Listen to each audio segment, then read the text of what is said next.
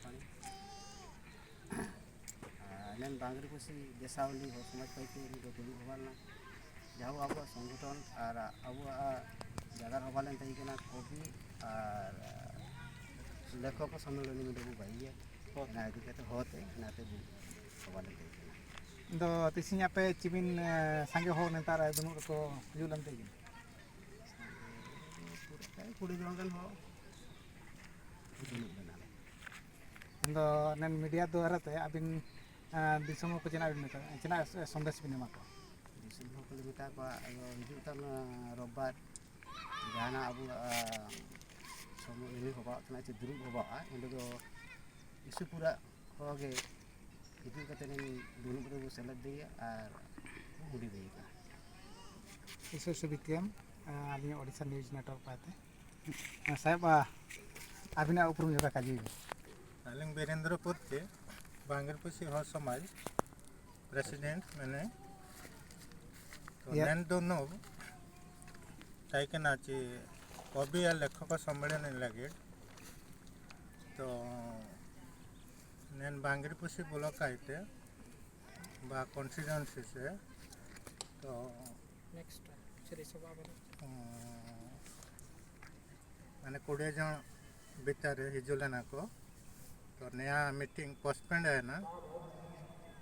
5 तारीख रविवार मुझे इसे सुबितियम नन ओडिशा न्यूज नेटवर्क पाते अबिनोगे तापरे जरेबू को परे ना साहेब अबिने परिचय काम में अलिंग श्री चंद्र सिंह चाकी अब लेखकर कवि सम्मेलन इदी मी दुलू बाइल दुलू रे अब अले नेन पका ब्लॉक रेन मारंग होको और रारंगपुर पेते बिसु पेते खुजू गान को सबन को दु मिसाल ले ते जगह को ले बाइक डाले अब ऑर्गेनाइजेशन की अब कवि सम्मेलन चिलके तो भाई ना को जगह हुआ है यस और साहेब तक नन कवि सम्मेलन चिना मनते आपे नन बांगरीपुसी रे पे रिकेति आपे सनातन एना तो अब समाज रे आरसी लेका गे एना तो दरकारो थान गया अब कवि और लेखक को उपरुम आको चिलके समाज के होरा होन को होरा उदुग दिए को इनको ऑल को इशू दरकारो तना एना को इदी केते न्या दो दुनु बाई कने इसे सुबितियम साहेब तक साहेब अलिंगे ओडिशा न्यूज नेटवर्क पर अबिनो इरादारम साहेब तकिन तिसिन जाओ अबिन रारमपुर तुन बेटा कना बांगरीपुसी ते तो अबिना परिचय एम केते तिसिन चिना मेनते नेता हिजू बेटा लेना एना रे संदेश दिसम को बिन एमा को अलिया नुतुम हिल्ले दुसरु जराई तिसिन बांगरीपुसी ब्लॉक रे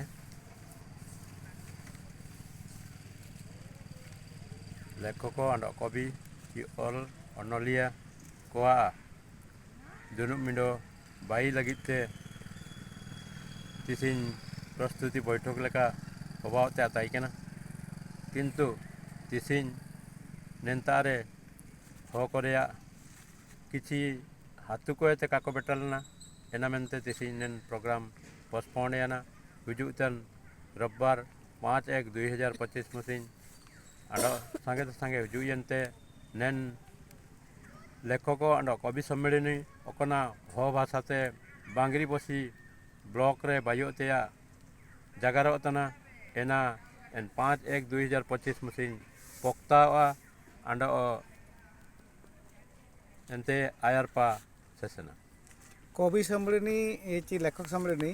कोरारिया आतर मकसद चिना तना चिना मेनते ना कार्यक्रम पे रिके रिया सनम पेना लेखक अंड कवि सम्मेलनी रे उद्देश्य नेनागे आबुए ऑलतान को ची आबुए अनलिए को अकन को ना तक आबुए समाज रे काको उपरुम काको एम दई केडे इन लेकान को आबु नेन समाज माध्यम ते ची नेन लेखक कवि सम्मेलनी माध्यम ते आकोआ ऑल को एम केते आबुए समाज रेन को चिनाबु एमा को नेनागे एनारे अंड एनालोते आबु एनेन लेखक अंड कवि सम्मेलनी माध्यम ते आबुए हो भाषा वरंग चिति ᱟᱫᱚ ᱟᱵᱚᱣᱟᱜ ᱫᱚᱥᱛᱩᱨ ᱠᱚ ᱠᱚᱱᱟᱪᱤ ᱯᱚᱨᱚᱵᱽ ᱯᱩᱱᱟᱹᱭ ᱫᱚᱥᱛᱩᱨ ᱡᱚᱱᱚᱢ ᱫᱚᱥᱛᱩᱨ ᱟᱬᱟᱸᱫᱤ ᱫᱚᱥᱛᱩᱨ ᱜᱚᱱᱚᱡ ᱫᱚᱥᱛᱩᱨ ᱱᱮᱱᱟ ᱠᱚᱨᱮ ᱟᱵᱚ ᱱᱟᱜᱼᱟ ᱡᱟ ᱨᱮᱭᱚ ᱚᱞ ᱠᱮᱛᱮ ᱢᱮᱱᱟᱜ ᱨᱮᱭᱚ ᱮᱥᱩ ᱠᱚᱢ ᱯᱩᱛᱷᱤ ᱠᱚᱨᱮ ᱚᱞᱟ ᱠᱟᱱᱟ ᱮᱱᱟ ᱠᱚ ᱪᱤᱞᱠᱟ ᱟᱸᱰᱚ ᱯᱩᱨᱟᱹᱛᱮ ᱯᱩᱨᱟᱹ ᱟᱵᱚ ᱥᱟᱸᱜᱮᱭᱟ ᱟᱸᱰᱚ ᱯᱩᱨᱟᱹᱛᱮ ᱯᱩᱨᱟᱹ ᱟᱵᱚ ᱥᱚᱢᱟᱡᱽ ᱨᱮᱱ ᱦᱚᱲ ᱠᱚ ᱟᱵᱚ ᱱᱤᱛᱤ ᱨᱮᱭᱟᱜ ᱱᱮᱜᱼᱱᱤᱭᱟᱹᱜᱮ ᱱᱮᱱᱟ ᱨᱮᱭᱟᱜ ᱩᱫᱽᱫᱮᱥᱥᱚ ᱤᱥᱩ ᱵᱤᱛᱤᱭᱟᱢ ᱥᱟᱵ ᱛᱮᱠᱤᱱ ᱳᱰᱤᱥᱟ ᱱᱤᱭᱩᱡᱽ ᱱᱮᱴᱣᱟᱨᱠ ᱯᱟᱭᱛᱮ ᱱᱮᱛᱟᱨ ᱜᱮ ᱟᱹᱵᱤᱱ ᱡᱟᱦᱳ ᱫᱤᱥᱚᱢ ᱨᱮᱱ ᱦᱚᱲ ᱠᱚ ᱤᱥᱩ ᱵᱩᱜᱤᱱ ᱡᱟᱭᱜᱟর ᱥᱚᱱᱫᱮᱥ ᱵᱤᱱ ᱮᱢᱟᱫ ᱠᱚᱣᱟ ᱟᱨ ᱱᱮᱱ ᱠᱟᱨᱭᱚᱠᱨᱚᱢ ᱨᱮ ᱦᱩᱡᱩᱜ ᱯᱮᱴᱟᱱ ᱠᱟᱠᱚ ᱢᱮᱱᱛᱮ ᱟᱹᱞᱤᱧ ᱯᱮ ᱛᱮᱭᱚ ᱟᱨᱫᱟᱥ ᱛᱟᱦᱮᱱ ᱛᱮ ᱯᱩᱨᱟᱹ ᱠᱟᱠᱟ ᱤᱫᱤᱛᱮ ᱱᱮᱛᱟᱨ ᱛᱩᱸᱰᱩᱜ ᱛᱮᱱᱮ ᱟᱞᱮ ᱛᱚ ᱫᱷᱚᱱᱭᱚᱵᱟᱫ ᱥᱟᱨ ᱛᱷᱮᱝᱠ ᱤᱭᱩ